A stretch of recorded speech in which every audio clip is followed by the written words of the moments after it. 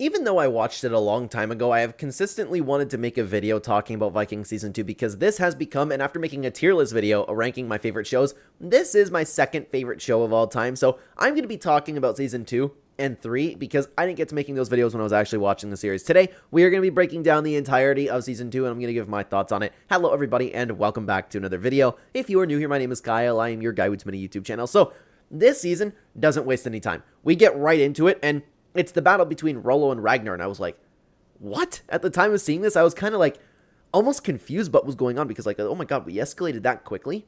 But regardless, we see a pretty cool fight scene, tensions are pretty built there, but then Rollo ends up deciding to surrender because he cannot bring himself to kill his brother. But, while things with Rollo ended up being okay, well, define okay. Ragnar's life kind of goes into pieces because Lagertha figures out that he's been having an affair with Aslug. You have the confrontation there, and in between that, we're going to be talking about, like, okay, you know what, actually, I'll talk about it right now, because in between this and Aslug actually showing up, Ragnar grieves the loss of Gita, and that was one of the toughest things to watch about Vikings, and I never realized until, like, going back and watching TikToks on Vikings, season recaps, things like that, this show has moments where it really tears at your heartstring. You know what's interesting, too, is, and this personal scene means a lot to me, or this particular scene I meant to say means a lot to me, because I'm a new father, and I have, historically, I know it's going to sound bad, but don't get me wrong, I would have loved my kid no matter what, right? But I didn't want any daughters until I had one. And now that I have a daughter, I'm like, I cannot believe that I didn't want a daughter, and I'd be okay being a girl dad now. When he grieved the loss of Gita, first of all, it was just difficult to watch from, like, the perspective of Ragnar. He's a great actor, and he really captures the moment. But what stuck with me is, a man is told that he should have sons, but a man can be jealous of his sons. A daughter can always be the light in your life. Something along those lines. I know it probably wasn't exact, but that quote has completely stuck with me. And it's incredible to me sometimes when shows do that to you. And Vikings has had its fair share of, like, really good moments like that. So one of the biggest scenes already is out there. One of the scenes of Ragnar, like, being tortured internally. He misses Gita. He finally said goodbye to her, and he's been bottling it up this entire time. But nothing gets better for Ragnar because a ship ends up arriving, and it's Aslug, pregnant with his baby. And Ragnar's trying to convince Lagertha. It's like, hey, you have to believe me. Like, I did not know that she was coming. I had no idea. But this is doing nothing but just absolutely bringing conflict into his life. And I feel like I keep saying this, but things get worse for Ragnar. Because he somehow, after like having some uncomfortable conversations, after Lagertha really hating Aslug, understandably so, she was done completely wrong. And Lagertha was great. But then again, like, I'll talk about it. Spoiler alert right now for the end of Vikings, okay? And moving forward, you have 5 seconds. 5, 4, 3, 2, 1. When I was watching this show, I felt so bad for Lagertha. I felt so bad for her because she was like, seemed like to be one of the genuine people in the show, because you have to pick from a lot of evil people. Then I found out that she was sleeping with Rollo, and Rollo thinks that Bjorn's his son. So when I'm talking about this now, I don't feel so bad. Yeah, she was done so dirty, right? But she was cheating too.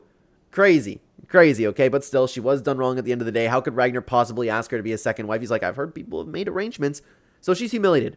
She ends up leaving Ragnar, and after being torn about Bjorn, Bjorn ends up actually going with Lagertha, and Ragnar has a really tough goodbye. Doesn't understand why she's leaving. Well, maybe he understands, but he just can't get past that. So Ragnar lost Gita, Ragnar lost Lagertha, and she's taking Bjorn with him for, like, the worst wife ever. In the following episode, we have a time skip, and I believe it was something like 4 or 5 years, where Ragnar has a bunch of sons, and he's married to Aslug, and he is going to announce where they're going to raid next. And of course, they're going to continue to go to raid England. What else would Ragnar be doing, right?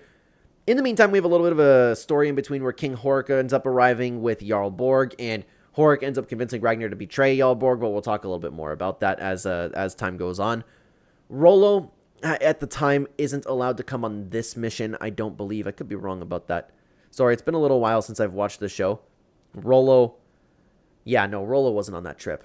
Sorry about that, guys. Hopefully it's still enjoyable to watch. But Aslug has a little bit of a issue with Ragnar because she's being treated like a fool, which, honestly, like, what did you expect, Aslug? What did you expect? Like, Ragnar didn't exactly do the best thing to get you. How could you expect him to necessarily behave? And plus, he straight up doesn't love you. He loves Lagertha, right?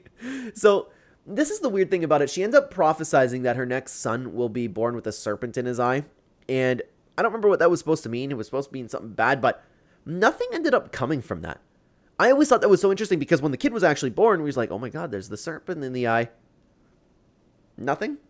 I wish that we could have gotten a little bit of further implications for whatever she ended up prophesizing, right? I don't know. But at least, you know what? Ivar ended up turning out to be very interesting. And man, we're going to be talking about Ivar. So their raid ends up beginning. They're crashed out by a storm, and they end up figuring out after losing a ton of Vikings, after losing a battle, that they're in Wessex. And we're introduced to King Egbert. And Egbert is an excellent character. Dude, the actor behind him, and so many of these actors in Vikings are so good. He plays like that slimy king so well. And guys, you'll have to forgive me. I'm looking at my other monitor over here because I have some bullet points in like the order that specific things happen. And now that I remember, now that I'm glancing over there, is Rollo did not go on that trip because of the story that happens with Rollo back at home. Regardless, we do end up having our first interaction with Egbert, but it's like through messengers. But in the meantime, Lagertha also has her own new life because of this time skip. Bjorn's all grown up now, and man, the actor for Bjorn, one of the best. He is so good at what he does, man. But Lagertha's married to an abusive husband. And I wanted this entire time for Bjorn to be the guy to just kill him. Like, you know when, like, Lagertha ended up, like, fighting back for herself, she could take care of herself. And she said, like, I don't know if this word's okay to say on YouTube, the W word. I'm not your, you know, WHORE. I don't think that's okay to say on YouTube, but I'm not your, you know, she kind of takes care of herself. I thought it would be really cool if, like, Bjorn, after, like, holding in all of this resentment, was finally just snapping one night, walks into that room and has, like, this sick moment. Because he's so protective over Lagertha, right? I just think that would have been cool, to be honest with you. So Aslog ends up actually having the baby with the serpent in the eye. Jarlborg ends up having his revenge for being betrayed, not going on the trip, which Ragnar was honest with him and saying, it's not my decision. I didn't want for this to happen. I think that he took this a little too far by slaying everything and taking over Kattegat. Rollo ends up escaping with the family. And in the meantime, Bjorn also didn't want to be part of the family that he's at, and he's, long story short, I guess we're going to end up hooking back up with Ragnar, but we're not going to talk about that just yet. For the next little bit, though, there's honestly not too much to break down, because we have Ragnar meeting Egbert. They talk about wanting land. Ragnar talks about wanting that settlement, but he receives news that Kattegat was taken over, so he has to take off immediately, so that's kind of like put on hold. Athelstan, poor guy, ends up getting crucified, but being saved by King Egbert, and then they end up meeting. But then we have a really cool fight scene where Rollo kind of, like, proves himself to be, you know, capable, and actually, he was actually changed a little bit, and I was convinced by Rollo. He convinced me, because I thought Rollo was kind of being set up to have this big redemption arc, where he became, like, I don't know about the next Ragnar, but he ended up becoming, like, a really honorable guy. He realized what he did wrong, and he's going to do good, especially with the way that he was protecting Ragnar's family. I didn't think that he would continue to betray him. I knew that he always, like, struggled to have power, and he had that conversation with Ragnar where it's like, I don't want to live in your shadow. At the beginning, he wanted to be equal when they went at raiding, right? And Ragnar just kind of ended up taking over. So I sympathize with Rollo a little bit, but at the same time, the way that he just betrayed everybody, man, it's too much. It's way too much. But Ragnar ends up returning home. I don't know how long that trip is on the boats that they use, but he is overjoyed to be reunited with Bjorn. And at some point, and I don't remember when this was, it was pretty cool to see his approval for Bjorn, because he was leaving at one point. He's like, hey, you've become a man in my absence. I'm proud of you. And, like, to get that admiration is pretty cool. So Bjorn's all grown up. He's a cool warrior now. He's a cool warrior now. And, oh, the reason that they ended up getting reunited is because they lacked the manpower to take over Jarlborg. But Earl, Lagertha was calling herself something else. Like Igstand, I don't know, whatever it was. And she ends up actually coming back using her manpower to be able to take over Kattegat, because I guess that is her true home. Plus, Bjorn wants to stay with Ragnar. But in the following episode, we have the actual battle and the mission with Ragnar destroying the food supplies, and he just ended up taking Kattegat back. It was cool. It was a really well done battle, and I wish I could always break down when talking about Vikings. I wish I could break down the battles more, because they're so well done. I enjoy watching every single one, but what can I say? They said shield wall, and like, it makes it sound stupid if I were to break everything down. So there's a battle. It's cool. Something I forgot to mention, I don't remember exactly when this happened throughout the season, but Ragnar was talking about the future of his sons with the seer, and they said something along the lines of, the sons of Ragnar will be spoken throughout time as long as men have tongues to speak. Something like that. I might be paraphrasing, but Ragnar ended up feeling good about his sons. The reason that I just mentioned that is because I know that now Ivar's born. And poor Ivar, man. Poor Ivar. It hurts me to my core, guys. For me personally, and I know it's not like a special trait to have, but for me personally, I have a beyond soft spot for babies and dogs. Beyond a soft spot. Like, just seeing Ivar cry in pain or just hearing that, and knowing that this is a fake show, it's fiction, it gets me in my core. I can't stand hearing that. Not to like, obviously not to like, oh my God, will someone shut that baby up? It's like, help Ivar, like, make him stop. I feel like, I feel like I almost have that feminine instinct, you know, how mothers like physically cannot handle listening to their baby cry. I feel like that I have that sometimes. And I don't know if that like, I don't mean to, I know how that can sound like, you know, demeaning the mother a little bit, but I'm serious, man. I have a big soft spot for babies and dogs, man. Anyways, there was another prophecy that something would go wrong with Ivar because Ragnar had to wait 3 days to sleep with Aslug, but he didn't wait. So Ivar, the boneless, was born just with his legs not working. I don't know if he was just paralyzed from the lower half. I don't know exactly what was wrong with Ivar, but he was in pain all the time. In the meantime, though, they received news that King Horik and the men that was left over in Wessex were all slaughtered by Eckbert's men. Lagertha takes off. Bjorn stays with Ragnar because I guess it's time they have like a really, really big goodbye. And then we're brought over to Athelstan, and the poor guy, after being crucified, at least he got to stay within King Ragnar because they valued his knowledge on the pagans. And another thing that I really loved about this show was how they dove into different religions, you know? I'm a man of faith myself, and I still find it fascinating, you know? And I don't struggle myself. I struggle with things in faith. Like, the biggest one that I struggle with is I think that a lot of us are, like, for me, example, I just made a video talking about John Jones on a UFC channel. And long story short, John Jones is a horrible guy. He beats women. He is constantly in jail, things like that. He's actually not a good person. The way that I struggle with my own faith is I believe that I'm better than somebody like that. And of course, as a man of faith, I'm not supposed to judge other people as a flawed man myself. But I'm like, I'm not that flawed. That's the type of stuff I struggle. And I think it's cool to see struggle with faith in general. I find it just interesting. So Athelstan, like, hearing Thor, kind of seeing where Odin's activity is, but he still is also struggling because he knows, like, his god is still there. And I think it's cool to see, like, the conversations between him and Ragnar, like, I don't think your god would be okay with me visiting you in heaven, you know? I find it very interesting. So I liked watching Athelstan and his consistent struggle with his faith. But anyways, continuing on with the story, we have a lot of killing because Rollo ended up going over to Jarlborg with his dead wife's skull. Guy's off the rocker, right? And just convinces them that he's okay. Oh, Ragnar's different. I actually thought he was going to be different too. I know that I'm jumping the gun a little bit because we have the whole storyline with Bjorn being in love with Porn, who is Porin. Sounds like a Porin, I believe you pronounce it. But she's a slave girl, and she is hurt. She's a slave, obviously, and it's difficult for her to trust Bjorn, but Bjorn actually like really, really likes her. But this is just like the beginning of their relationship being built a little bit. And after so much time, we have Lagertha also finally getting revenge on her husband, becoming... Am I talking about this backwards? Because she became the Earl, right? Huh. My apologies, guys. Again, I hope this is still enjoyable to watch. I'm talking about everything in general, just about me mixing up the timeline and a couple things. So, Ragnar actually ends up betraying Jarlborg again after Jarlborg being like, Ragnar, you are a better man than I. You're a better man than I. I hope that we could just look forward to the future. And everybody's talking to Ragnar, like, about Ragnar. He's like, Ragnar's different. Ragnar sees the future. He just wants peace, which is true. But man, he attacked his family. That was very satisfying to see. But as we continue on, we have Helga and Floki getting married. They have a kid. There's a lot of talk behind that. And Floki's a little bit upset with Ragnar and doesn't want his blessing. He ends up receiving King Horik's instead. I don't know. Like, I was a little bit confused because Floki ended up loving Ragnar in the end. I don't know, like, if he was actually mad at him at that point or if it was just kind of like the way that the show was written to throw us off a little bit. I thought it was all a little bit weird. But in the meantime, we also have the introduction of King Aela and Eckbert. They make an alliance together to defend against the pagans that end up coming back. Obviously, so these guys just come on and, you know, kill people, grape people.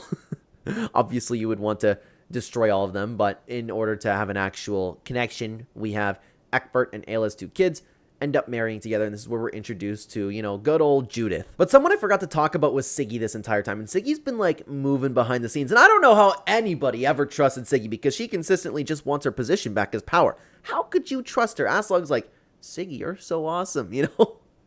I don't get it, man. But another thing is, and I might be going backwards a little bit, but Ragnar ended up saying to delay Jarlborg's execution because he was afraid of, scaring off any potential allies.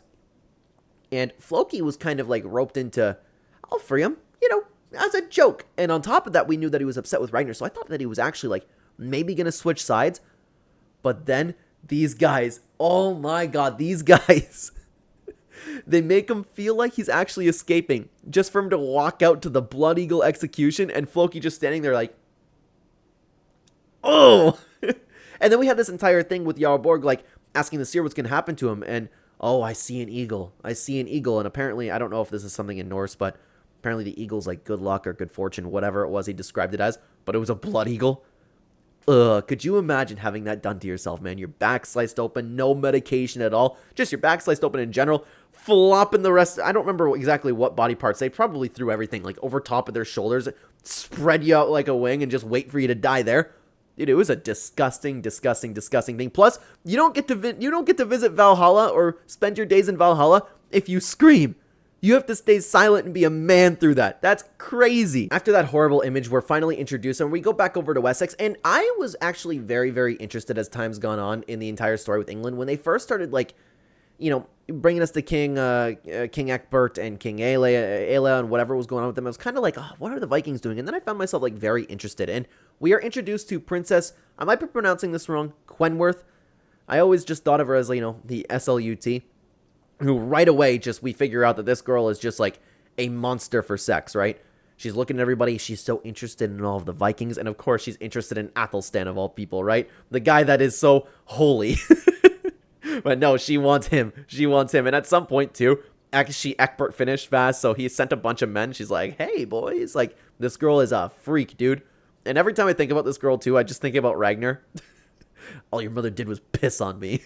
But as the Vikings end up going back over to Wessex, it's supposed to be like a group thing with Lagertha, Horik, and Ragnar all acting together, not one being above the other. But Ragnar kind of kept acting in his own, which I guess like he's doing what King Ragnar would do, right? I understand it, but I also understand Lagertha, and I understand Horik's discontent with it. And Egbert invites them to talk, and he, as good faith, he had Athelstan's wristband, so we know that Athelstan's alive, so they accept the invitation to speak. But they end up getting attacked. I think it was Horik that was ended up lured into a trap.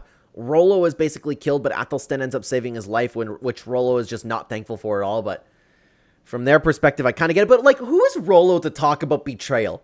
Like, what the audacity of this guy talking about, like, if I had the strength, I would strangle you to death myself. Like, shut your mouth, Rollo. I understand it coming from, like, Vikings and, like, the distaste they have for the people in Wessex. I get that just, like, based off of faith and they don't know any better, right?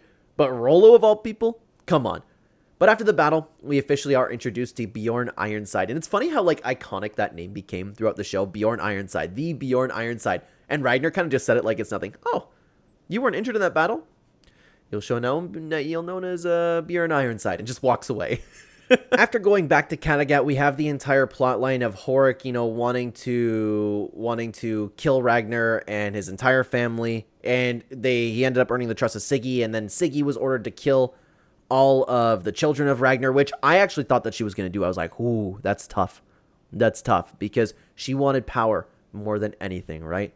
More than anything. And now she's given that opportunity, but she has to kill these people that she's been kind of raising. On the other side of the coin, though, we actually have Porin, who is Aslug-Frieder, so she can be in a relationship with Bjorn, but she just turns out to not be the greatest girlfriend, right? But with this episode, there's not much to break down. Like, we have another battle, which was cool to see. Ragnar ended up killing Horik and has officially become king, and now we have the farmer, the Earl Ragnar, to now King Ragnar. And we are also see more conversations between Athelstan and Ragnar, which was cool to see, man. Them two be coming together, and it's like so much time has gone by, right? And you can see Ragnar starting to struggle with his faith, kind of believing in both gods. It was weird at the end of the thing, because you had Floki, who I thought was going to betray him the whole time, still stayed loyal to Ragnar, and then their love for each other only grew as time went on. So I still don't know if he was actually pissed off at Ragnar or not, or if he was telling the truth, like, for a joke. But the joke was on them. It's very, very strange, to be honest with you, but Season 2 was phenomenal. Like I said, guys, this is my second favorite show right behind Attack on Titan. It was phenomenal. So I will be making a video on Season 3. Why don't you watch, in the meantime, though, my review for Season 6 right here. I'd love to have you over there. Thank you so much for watching, everybody. Take care, guys.